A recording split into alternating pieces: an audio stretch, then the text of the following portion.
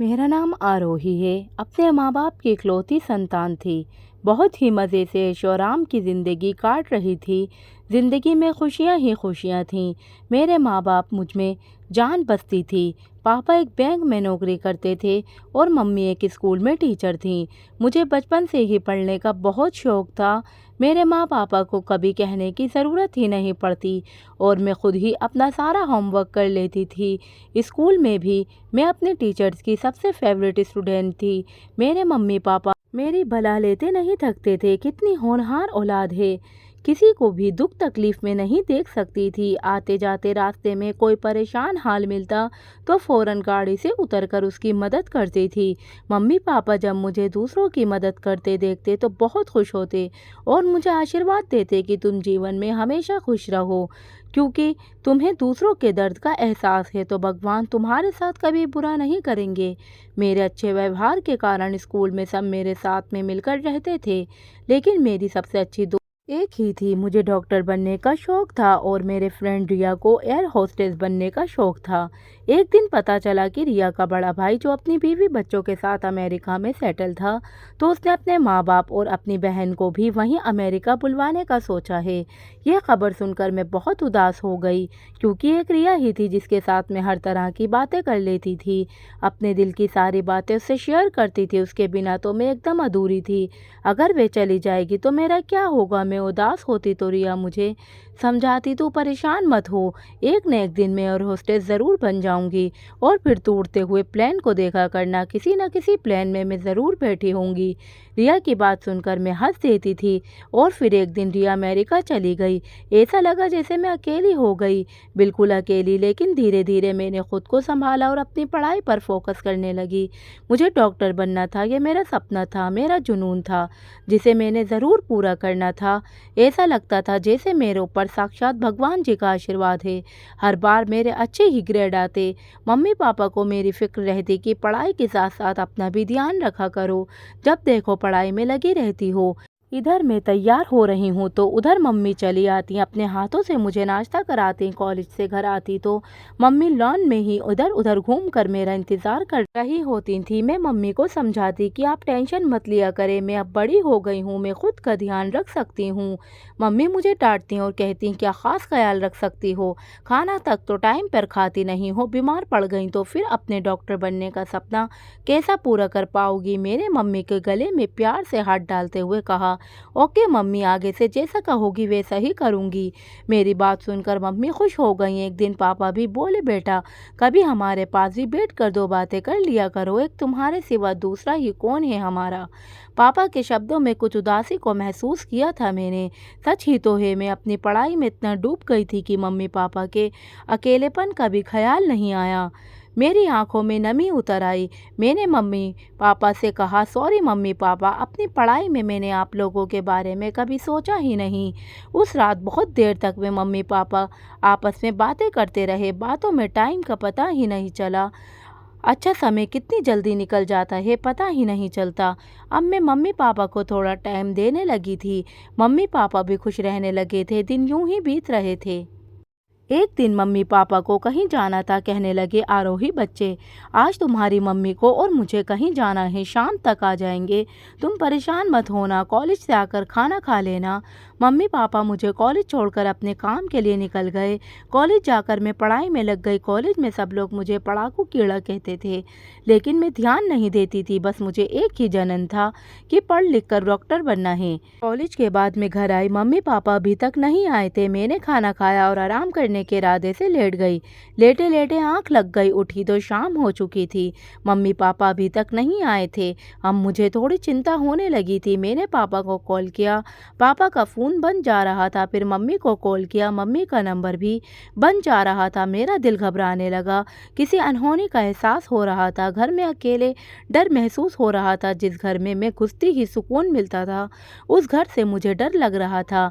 मेरे दिल की धड़कन तेज़ हो रही थी और घबराहट बढ़ती ही जा रही थी। मम्मी पापा का कुछ पता नहीं था कि वे कहाँ हैं। काफ़ी अंधेरा हो चुका था। डरते डरते घर से बाहर निकल आई और पड़ोसियों का दरवाज़ा खटखटाया। उन लोगों ने मेरी आवाज़ नहीं सुनी। शायद वो लोग सो चुके थे, मगर अभी मायूस होकर पलटने ही वाली थी कि तभी दरवाज़ा खुला। आंटी बाहर आई और बोली, क्या बात है आरोही बेटा, सब ठीक तो है? तुम इतनी रात गए यहाँ क्या कर रही हो? मैं बोली, आंटी मम्मी पापा सुबह से किसी काम का कहकर निकले हुए हैं और अभी तक घर नहीं लौटे। उनका फ़ोन बन जा रहा है, मुझे बहुत घबराहट हो रही है। आंटी बोली, आरोही बेटा परेशान मत हो, किसी काम में फंस गए होंगे, सुबह तक आ जाएंगे। तुम जाकर आराम से गेट बंद करके सो जाओ, किसी चीज़ की ज़रूरत हो तो बताना।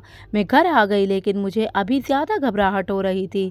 दिल में गलत गलत ख्याल आ रहे थे। अपने कमरे में आकर अच्छे से दरवाज़ा बंद करके मैं लेट गई, लेकिन नींद नहीं आ रही थी। मैं सोने की कोशिश कर रही थी, लेकिन मेरे जैसे आंखों से कोसों दूर थी। मन में तो ज़्यादा बेचैनी होने लगी, तो मैं उठी और भगवान जी के सामने बैठ गई। भगवान से हाथ जोड़कर मैं अपने माँ बाप की सलामती की दुआ मांगने लगी। आज तक कभी भी ऐसा नहीं हुआ था कि मम्मी पापा मुझे बिना बताए घर से इतनी देर तक बाहर रहे। मेरी आंखों से आंसू निकल रहे थे, जिन्हें मैं बार बार पोंछ लेती। मेरे मन में आते गलत ख्यालों को अपने दिमाग से झटका और अपने भगवान जी से रो रो कर दुआएं मांगने लगी कि मेरे मम्मी पापा जहाँ भी हों ठीक हों। सुबह 5 बजे जाकर मेरी आंख लगी तो फ़ोन की घंटी से ही मेरी आंख खुली। हड़बड़ा कर देखा तो 10 बज रहे थे। कांपते हाथों से फ़ोन उठाया। इधर से जो कुछ कहा गया उसे सुनकर मेरी चीख निकल गई। मुझे अपने कानों पर यकीन नहीं हो रहा था। मैं बार बार चीख चीख कर कह रही थी कि आप झूठ कह रहे हैं, ऐसा नहीं हो सकता। आप लोगों को क्या मिलता है किसी के साथ इतना गंदा मजाक करके? मेरे दिल की धड़कनें बढ़ चुकी थी, आंखों से लगातार आंसू बह रहे थे। अपने दिल की धड़कन कानों तक महसूस हो रही थी। फोन करने वाला इंसान कह रहा था, देखिए मैं झूठ नहीं बोल रहा, मैं अस्पताल से बोल रहा हूँ, आप यहाँ आए और अपने रिश्तेदारों की पहचान कर लीजिए। मुझे अपने कानों पर यकीन नहीं हो रहा था। मम्मी पापा मुझे दुनिया में अकेला छोड़कर नहीं जा सकते, उन्हें तो पता है मैं उनके बिना जिंदा नहीं रह सकती। फिर भला वो मुझे यूं बेसहारा छोड़कर कैसे जा सकते हैं? फ़ोन मेरे हाथ से छूटकर गिर चुका था और मैं वहीं बेहोश होकर गिर पड़ी थी। होश आया तो मेरी पूरी दुनिया ही उजड़ चुकी थी। मम्मी पापा मुझे दुनिया में अकेला छोड़कर जा चुके थे। उन्होंने यह भी नहीं सोचा कि उनकी लाडली, उनके दिल के टुकड़े का क्या होगा। मम्मी पापा की मौत की खबर सुनकर मेरे चाचा और चाची भी गांव से आ गए। वे मुझे समझाते कि बेटा अब सो जाओ, अपनी फिक्र करो, अगर यूं गुमसुम बैठी रहोगी, कुछ खाओगी ही नहीं, तो तुम्हारे मम्मी पापा की आत्मा बहुत बेचैन होगी। उन्हें बहुत दुख होगा कि उनकी लाडली भूखी है, खाना नहीं खाती, दिन रात रोती रहती है। चाचा मुझे समझाते हैं तो मुझे भी रोना आता। मम्मी पापा के बिना वे घर घर नहीं लगता। धीरे धीरे करके सारे रिश्तेदार चले गए, बस चाचा चाची और उनकी बेटियां ही रह गईं। चाचा चाची को मैंने ही रोक लिया था, भला अवश्य मैं अकेली कैसे रहती। चाचा चाची के आने से घर में कुछ रौनक हो गई थी, लेकिन मम्मी पापा की कमी को कोई पूरा नहीं कर सकता। मैं गुमसुम सी रहने लगी थी। कॉलेज जाती तो वहाँ मन नहीं लगता। बिना क्लास अटेंड किए पार्क में जाकर बैठ जाती और रोती रहती। ऐसा लगता जैसे अभी मम्मी पापा कहीं से आ जाएंगे और कहेंगे, आरोही बच्चे ऐसे चुपचाप क्यों बैठी हो। लेकिन ऐसा कुछ नहीं होता था। बैठे बैठे शाम हो गई तो आंखें साफ करते हुए उठ खड़ी हुई और घर की तरफ चल दी। घर पर कौन है जो मेरा इंतजार कर रहा होगा? मम्मी पापा तो गेट खोलेंगे नहीं, ये कहते हुए कि आरोही बच्चे इतनी देर कहाँ लगा दी, हमें तुम्हारी चिंता हो रही थी। मम्मी पापा के बिना वो घर घर ही नहीं लगता था, लेकिन घर तो जाना ही था। मम्मी पापा के बिना जिंदगी बहुत मुश्किल थी, लेकिन कहते हैं ना कि जिंदगी और समय किसी के लिए नहीं रुकते। घर पहुंची तो चाचा जी बाजार गए हुए थे और चाची अपनी दोनों बेटियों के साथ मम्मी पापा के कमरे में सो रही थी। चाची को मम्मी पापा के कमरे में सोते देखकर मुझे गुस्सा आ गया। मैंने गुस्से से कहा, चाची। चाची हड़बड़ा कर उठ बैठी। मैंने कहा, आप मेरे कमरे में जाकर सोइए, मम्मी पापा के कमरे में मैं सोऊंगी। चाची तो चुपचाप निकल गई, लेकिन चाची की बेटियां मुझे घूरती हुई निकल गईं। मैं परवाह न करते हुए मम्मी पापा के कमरे में आ गई और मम्मी पापा की तस्वीर को लेकर बेड पर लेट गई। बहुत देर तक उन्हें याद कर फिर चाचा ने आकर मुझे जगाया मैं उठी तो चाचा बोले, आरोही बच्चे, इस तरह खुद को हल्कान करने से क्या फ़ायदा। अपनी मम्मी पापा की आत्मा को दुखी मत करो, खुश रहोगी तो आपके मम्मी पापा की आत्मा भी खुश रहेगी। जब चाचा ने मुझे आरोही बच्चे कहकर बुलाया तो मुझे ऐसा लगा जैसे पापा मुझे पुकार रहे हैं। चाचा में मुझे अपने पापा नजर आए थे। मैं एकदम चाचा के सीने से लग गई और रोने लगी। चाचा मुझे बहुत देर तक तसल्ली देते रहे और समझाते रहे कि आरोही बच्चे, दुनिया में जो आया है उसे जाना भी पड़ेगा। जाने वाले के पीछे अपनी ज़िंदगी को बर्बाद मत करो, अपनी पढ़ाई पर ध्यान दो और अपने मम्मी पापा का सपना पूरा करो, डॉक्टर बनो। चाचा के समझाने का मेरे ऊपर बहुत असर हुआ। मुझे समझ में आया कि चाचा ठीक कहते हैं। मम्मी पापा को याद करते करते मैं राह से भटक गई थी। मम्मी पापा के सपने को ही भूल गई थी। उनका तो सपना था कि मैं डॉक्टर बनूं। अगर इस तरह मैं खुद को बर्बाद कर लूँगी तो मम्मी पापा कितना दुखी होंगे। फिर मैंने धीरे धीरे खुद को दुखों से उभारना शुरू कर दिया। मम्मी पापा की याद को दिल के किसी कोने में छुपा लिया और अपनी पढ़ाई पर फोकस करने लगी। चाचा और चाची आप मेरे साथ ही रहने लगे थे। चाचा मुझे बहुत प्यार करते थे, बिल्कुल पापा की तरह। उस दिन भी मैंने कॉलेज की फ़ीस भरनी थी तो मैंने चाचा से ही कहा कि चाचा मुझे अपने कॉलेज की फ़ीस भरनी है, कुछ पैसों की ज़रूरत है। मेरे चाचा कुछ ज़्यादा पढ़े लिखे नहीं थे, छोटी मोटी नौकरी करते थे। मेरी बात सुनकर थोड़ी देर के लिए चुप हो गए, फिर बोले, ठीक है आरोही बच्चे, मैं कुछ इंतज़ाम करता हूँ। यह कहकर चाचा काम पर चले गए। मैं कॉलेज के लिए तैयार हो रही थी जब चाचा ने तेज़ आवाज़ से मेरा नाम लिया था। उन्होंने कहा, आरोही तुझे शर्म नहीं आती अपने चाचा से अपनी फ़ीस के पैसे मांगते हुए?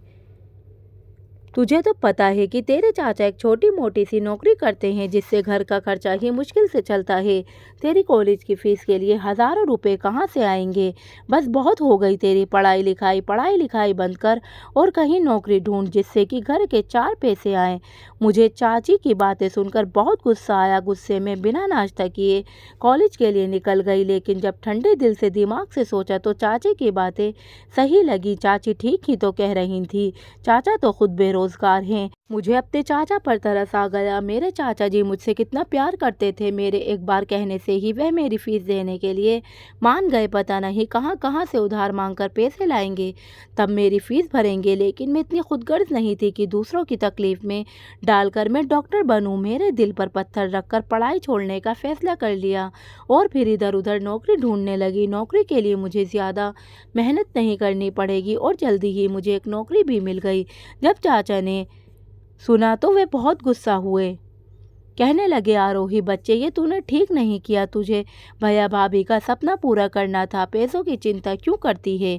मैं कहीं ना कहीं से इंतज़ाम कर ही लेता। लेकिन मैंने चाचा को समझा दिया कि चाचा कोई बात नहीं, जब घर के हालात ठीक हो जाएंगे तो मैं फिर से अपनी पढ़ाई शुरू कर दूंगी। धीरे धीरे दिन यूं ही बीत रहे थे। घर के हालात सुधरने लगे। कुछ दिनों में मेरी तबीयत खराब रहने लगी, सर में दर्द था और हल्का बुखार आता। चाची मुझे डॉक्टर के पास ले गई। डॉक्टर ने कुछ दवाइयाँ दी, कहा मौसम खराब है, जल्दी उतर जाएगा। लेकिन चाची अब मुझे हर रोज़ शाम को एक गोली देती थी कि इसे खा लो, तुम्हारे शरीर में ताकत रहेगी और तुम्हें बुखार नहीं आएगा। मैंने चाची से कहा, मैं ठीक हूँ, मुझे दवा खाने की ज़रूरत नहीं। लेकिन चाची तब भी मुझे एक गोली ज़रूर खिला देती। चाची के ज़बरदस्ती करने पर मैं वे गोली खा ली थी। लेकिन मैंने महसूस किया कुछ दिनों से मेरा रंग काला पड़ता जा रहा था। मैंने सोचा हो सकता है कि बुखार आने की वजह से रंग काला पड़ गया हो। मैंने ज़्यादा ध्यान नहीं दिया कि खुद ही ठीक हो जाएगा। लेकिन ठीक होने के बजाय चेहरा और ज़्यादा खराब होता गया। रंग काला होने के साथ साथ अब चेहरे पर पिंपल भी निकलने लगे थे जो बाद में निशान छोड़ जाते थे, जिससे कि चेहरा बहुत ज़्यादा बदसूरत लगने लगा था। चाचा को मेरी शादी की फिक्र थी, लेकिन जो भी लड़के वाले मुझे देखने आते वे मेरे चेहरे को देखते ही मना कर देते। यहाँ तक कि मुझसे छोटी चाची की दोनों बेटियों की शादी हो गई। जो लड़के वाले मुझे देखने आए थे वही लड़के वाले मुझे रिजेक्ट करके चाची की बेटियों को पसंद करके चले गए और अब तो मैंने शादी न करने का फैसला कर लिया। रिजेक्ट होने का क्या दुख होता है, उसे बार बार गुजरना नहीं चाहती थी। मैंने चाचा चाची को साफ मना कर दिया कि मैंने शादी नहीं करनी, लेकिन चाची चाहती थी कि अब मेरी जल्दी से जल्दी शादी हो जाए और मैं इस घर से निकलूं। मगर मैंने कड़े शब्दों में कह दिया था कि अगर मुझसे किसी ने शादी के लिए कहा तो मैं अपनी जान दे दूंगी। फिर डर के मारे चाचा ने मुझ पर शादी के लिए दबाव नहीं डाला। चाची भी चुप हो गई थी, शायद चाचा ने उन्हें समझा दिया था। एक दिन चाची ने मुझे क्रीम ला कर दी, कहने लगी, क्रीम अपने चेहरे पर लगाओ, 8 दिन में तुम्हारा चेहरा साफ हो जाएगा। मैं मना करती रही, लेकिन चाची ने मेरी एक ना सुनी और कहने लगी, बस आखिरी बार मेरी बात मान लो, फिर भले ही मेरी कोई बात मत मानना। चाची भी कहने लगे, बेटा जब तुम्हारी चाची इतनी यकीन से कह रही हैं तो लगा लो, लगाने में हर्ज ही क्या है। चाचा का मान रखने के लिए मैंने वे क्रीम चाची से ले ली और सोने से पहले वे क्रीम में लगा लिया करती थी। लेकिन चाची ने मुझसे कहा था कि तुम्हें कभी भी शीशा नहीं देखना है, नहीं तो ऐसी क्रीम का असर चला जाएगा। मुझे चाची की दकियानूसी बातों पर हंसी आ गई। सजने संवरने का तो मुझे वैसे ही शौक नहीं था, इसलिए शीशा न देखने की शर्त ऐसी कोई ख़ास बड़ी नहीं थी। मैंने चाची की बात मान ली, लेकिन एक दिन जब मुझे देखने लड़के वाले आए और उन्होंने मुझे पसंद कर लिया तो मुझे सच में चाची की बातों पर यकीन हो गया कि हाँ, चाची ने जो क्रीम मुझे दी है वे सच में असर करती है। मेरी होने वाली सास ने मेरी बहुत तारीफ की थी, कहने लगी, इतनी सुंदर बहू को हमें मिल ही नहीं सकती, हमारे तो भाग्य खुल गए जो ऐसी बहू हमें मिली। और फिर मैं विहान की दुल्हन बनकर विहान के घर आ गई। जब दुल्हन बनी थी तो खुद को देखने का बहुत मन था, लेकिन चाची की बात याद आ गई, किसी भी कीमत पर शीशा नहीं देखना, तुम्हारी शक्ल ख़राब हो जाएगी। इन बातों पर यकीन तो नहीं था, लेकिन फिर भी मैंने खुद को रोक रखा था कि कहीं सचमुच ऐसा हो गया तो क्या होगा। मैं नहीं चाहती थी कि मेरी शक्ल ख़राब देखकर विहान मुझसे नफ़रत करे। विहान की फ़ोटो देखकर ही मुझे विहान से अपनापन हो गया था। मैं दुल्हन बनी सुहाग की सेज पर बैठी विहान का इंतज़ार कर रही थी। थोड़ी देर में विहान अंदर आए थे। उन्होंने मुंह दिखाए में मुझे हीरे की अंगूठी पहनाई, मेरे हाथों को अपने हाथों में लेते हुए मुझसे ढेर सारे वादे किए। उनकी प्यार भरी बातें सुनकर मेरे दिल में सुकून उतरता चला गया। पूरी रात ध्यान मुझ पर अपनी मोहब्बत की बरसी लुटाते रहे और मैं उसमें भीगती रही। विहान के साथ ज़िंदगी इतनी खूबसूरत हो जाएगी कभी सोचा ही नहीं था। विहान मेरा ऐसा ध्यान रखते जैसे मैं कोई कांच की गुड़िया हूँ। विहान की माँ भी मेरा बहुत ध्यान रखती थी। मेरे घर में सारे शीशे हटवा दिए थे, डर लगता था कहीं मैं बदसूरत ना हो जाऊं और विहान मुझे अपनी ज़िंदगी से निकाल न दे। विहान मुझसे शीशे निकलवाने की वजह पूछी थी, लेकिन मैंने विहान को टाल दिया। लेकिन विहान जब मेरे पीछे ही पड़ गए तो मैंने उन्हें सब कुछ बता दिया। मेरी बात सुनकर विहान बहुत हंसे थे और फिर उन्होंने एक शीशा मेरे सामने रख दिया। अपनी शक्ल देखते ही मेरे सिर पर आसमान गिर पड़ा, क्योंकि मेरी शक्ल तो बिल्कुल भी नहीं बदली थी, बल्कि वैसी की वैसी ही बदशक्ल थी जो पहले थी। इसका मतलब विहान ने मुझे मेरी बदसूरती के साथ अपनाया था और मैं पागल ये सोच रही थी कि विहान ने मुझे मेरी सुंदरता की वजह से अपनाया है। मुझे इस तरह हैरत में देखकर विहान ने मुझे अपने करीब कर लिया और प्यार से मेरे बालों को सहलाते हुए बोले, आरोही, मुझे तुम्हारी शक्ल से नहीं, तुम्हारी दिल से मोहब्बत है, तुम्हारी आत्मा से मोहब्बत है। तुम्हें बहुत ही अच्छी लड़की हो, हमेशा दूसरों की मदद के लिए तैयार रहती हो। शायद तुम्हें याद ना हो कि एक बार मेरी माँ मार्केट गई हुई थी, वहाँ उनकी तबीयत खराब हो गई थी तो तुम्ही ने उन्हें हॉस्पिटल में एडमिट करवाया था, डॉक्टर से बात की थी। मैं अपनी माँ से सबसे ज़्यादा प्यार करता हूँ इस दुनिया में, मेरी माँ के सिवा मेरा कोई नहीं है। मैं भागा भागा हॉस्पिटल आया था और माँ से मिलने के लिए माँ के रूम में गया। जब तुम्हें पता चला कि जिस औरत को तुमने एडमिट करवाया है उसका बेटा आ गया है तो तुम चली गई, लेकिन मैं तुमसे मिलना चाहता था, तुम्हारा शुक्रिया अदा करना चाहता था कि तुमने मेरी माँ की जान बचाई, लेकिन तुम जा चुकी थी। फिर हॉस्पिटल से तुम्हारा एड्रेस निकलवा कर मैं तुमसे मिलने के लिए तुम्हारे घर जाना चाहता था, लेकिन इससे पहले कि तुम रास्ते में मिल गई थी, तुम छोटे छोटे गरीब बच्चों की मदद कर रही थी। बहुत अच्छा लगा देखकर और उसी वक्त मुझे तुमसे प्यार हो गया। फिर ऐसा अक्सर होने लगा था, तुम जब भी कॉलेज जाती तो मैं तुम्हें एक नज़र देखने ज़रूर आता। कुछ दिनों के बाद तुम मुझे परेशान सी लगने लगी थी, आंखें भी तुम्हारी लाल लाल सी होती थी, जैसे तुम रोती रही हो। इधर उधर से पता करने के बाद पता चला कि तुम्हारे मम्मी पापा की मौत हो चुकी है। मुझे बहुत दुख हुआ। मैं तुम्हारे पास आना चाहता था, लेकिन मुझे पता था कि बिना जान पहचान के तुम मुझसे बात नहीं करोगी, इसलिए नहीं आया और मन मार के रह गया। फिर पता चला कि तुमने कॉलेज जाना बंद कर दिया। मैं भी अपने बिजनेस में थोड़ा उलझ गया। बिजनेस नया नया स्टार्ट किया था, इसलिए उसको सेटल करने में बिजी हो गया। उसको सेटल करते करते 2 साल गुजर गए, लेकिन इन 2 सालों में तुम्हें बिल्कुल नहीं भूला। जब मेरी माँ ने मुझसे शादी के लिए पूछा तो बेझिझक मैंने तुम्हारा नाम ले लिया। मैंने मम्मी को बताया था कि ये वही लड़की है जिसने आपको हॉस्पिटल में एडमिट करवाया था। मम्मी भी खुश हो गई क्योंकि मम्मी को आप बहुत पसंद आई थी। एक बार मैंने तुम्हें रास्ते में देखा था, तुम्हारी शक्ल पहले जैसी नहीं रही, लेकिन मुझे तुम्हारी शक्ल से नहीं तुमसे मोहब्बत थी और इसलिए मैंने मम्मी को तुम्हारे घर हमारे रिश्ते के लिए भेजा। और देखो आज तुम मेरी बीवी बनकर मेरे पास हो। मैं हैरत से मुंह खोल विहान को देख रही थी। किस्मत इतनी मेहरबान हो जाएगी सोचा नहीं था। मैं विहान के सीने से लग गई। विहान ने भी अपनी बाहों का घेरा तंग कर लिया। जिंदगी यूं ही हंसी खुशी गुजरने लगी। तभी एक दिन चाची जी हमारे घर आए। कहने लगे तुम्हारी चाची की तबीयत बहुत ख़राब है, वे तुमसे मिलना चाहती हैं। मैं चाची के पास पहुंची तो चाची ने मुझे हाथ जोड़कर माफ़ी मांगी। कहने लगी आरोही, मुझे माफ़ कर दो, तुम्हारी शक्ल ख़राब करने के पीछे मेरा ही हाथ था, क्योंकि तुम तो जानती हो तुम्हारे चाचा के पास कोई काम नहीं था और तुम्हारी 2 बहनें थीं जिनकी शादियां करनी थी।